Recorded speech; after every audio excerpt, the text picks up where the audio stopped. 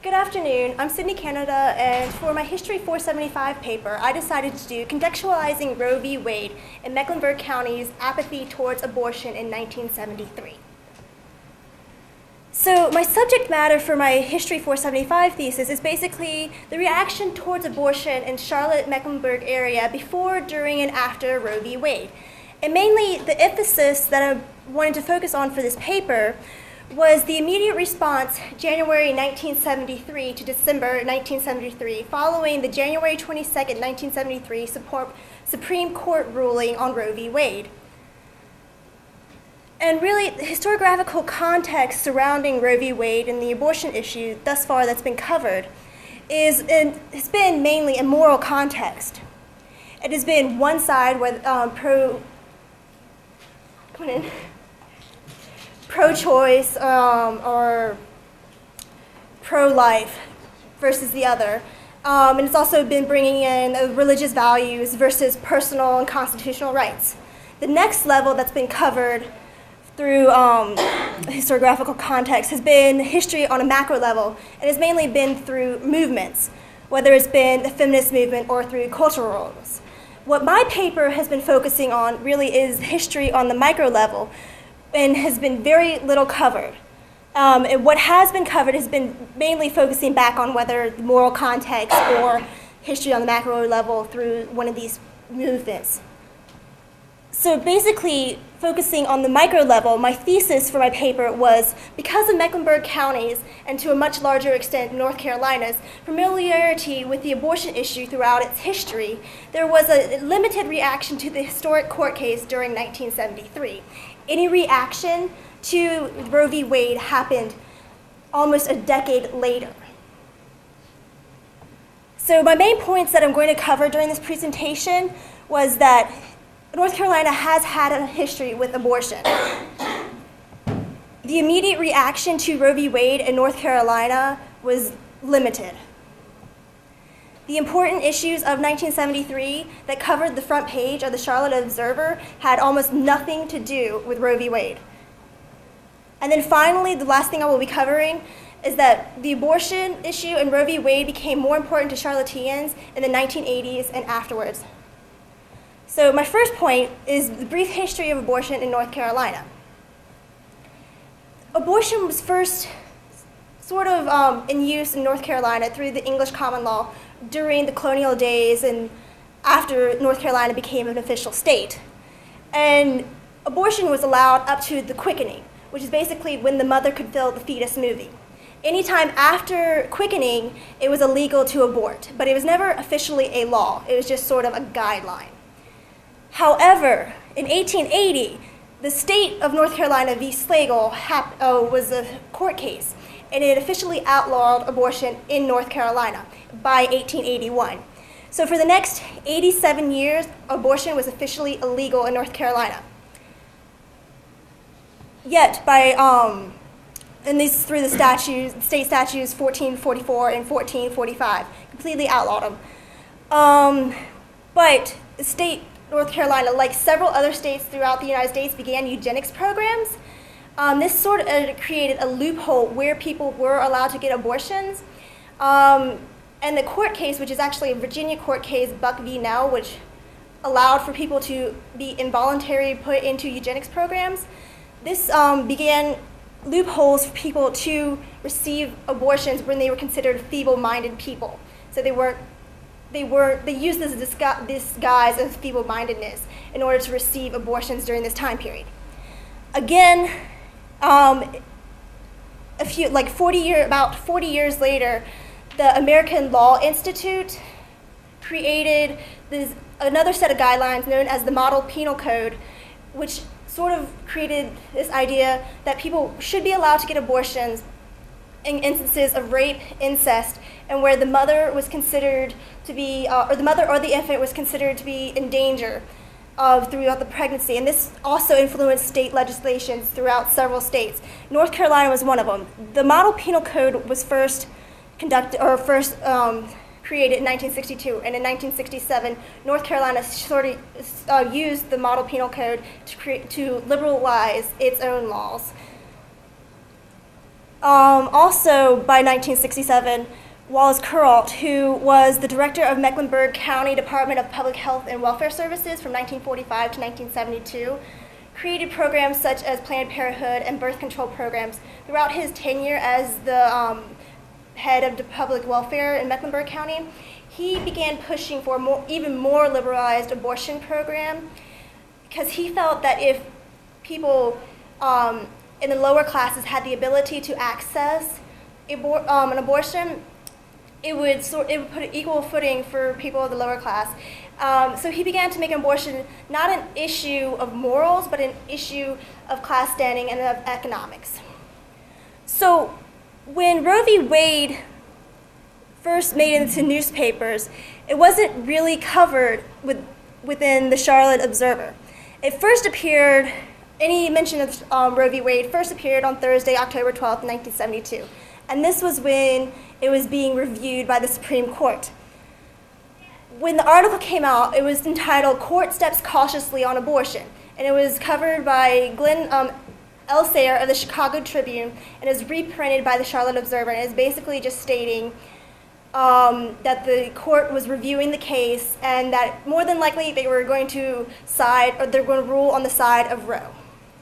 The next thing that was covered was the day after the court ruling on Tuesday, January 3rd, 1973.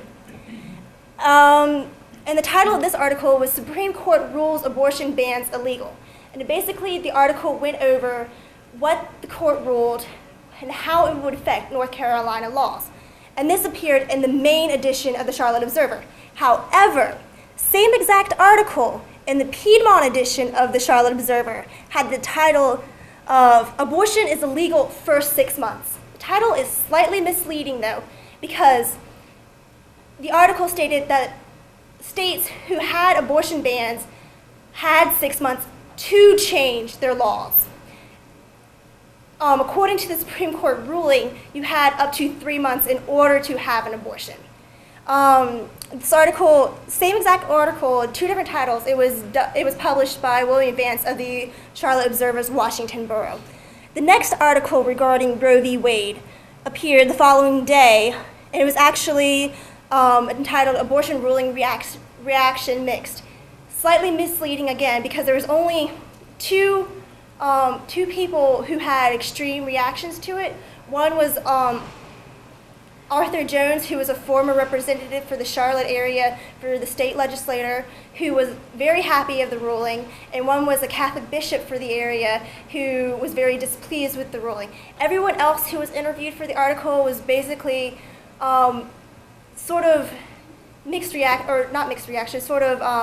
just waiting to see what would happen because of the ruling. They didn't really have an actual response for the ruling yet. And this was done by the Charlotte Observer's women's section. The final article that actually appeared regarding Roe v. Wade or the abortion issue during 1973 was in April, the Saturday, April 28th issue. And it was about the House passing a liberalized abortion bill, which basically updated to the Supreme Court's ruling. And it was basically a wire report. So it was a very, very short article just saying this is the new law that's going to be passed in the state. All of these articles, except for the January 23rd article, appeared in the back of the first section of the paper. With the January 23rd article, only a very small portion of that article appeared on the front page. The majority of that article appeared about 3 pages into the first section. So while most people do consider this an important case, for most people in North Carolina and the Charlotte area, there were more important events going on at the time. So what were these important events going on at the time? The first one being, on the day that Roe v. Wade was ruled on, Lyndon Baines Johnson died. So his death was the most major news of that day. Articles about him, articles about his heart attack completely dwarfed the news about the Roe v. Wade court ruling. The next major thing that was covered throughout 1973 was more news on a Watergate scandal. And that had been going on since June of 1972, and it continued to go on until 1977. Another major thing was the Vietnam War. That had been ongoing since 1959, and it would continue to go on until 1979. Several times the same days that articles about Roe v. Wade would come up, there would be articles about POWs coming home that would make the front page, whereas articles about Roe v. Wade would be further back in the front section. And the final thing that would, actually not the final thing, another issue that would make it on there was busing issues, because in 1971, one of the major things that happened for the Charlotte area was Swan v. Charlotte Mecklenburg Board of Education, where they were discussing whether or not students should be bused into different areas regarding segregation or desegregating school areas. And that had been ongoing, the busing issue had been ongoing during this time period. And finally, there had been multiple articles about the Equal Rights Amendment. Whereas there had only really been 4 articles regarding Roe v. Wade, there had been probably throughout the entire year 1973, nearly 24 articles regarding equal amendments are right. Most of them were dealing with one senator for the Mecklenburg area known as Mike Mullins, and how he would rather prefer to rewrite existing laws instead of creating an equal amendments right or equal rights amendment. So when did the issue become important to Charlotteans? Well, one major factor is Jesse Helms. He was elected in 1972, so just prior to the ruling. In 1973, majority leaders came to him and asked him to be one of the senators as a representative for their group.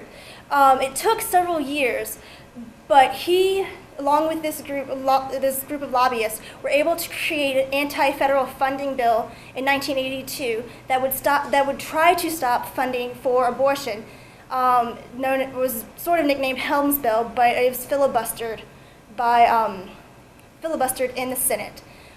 They would try again with several other bills, but there's nothing that was ever able to stop or to reverse the ruling on Roe v. Wade.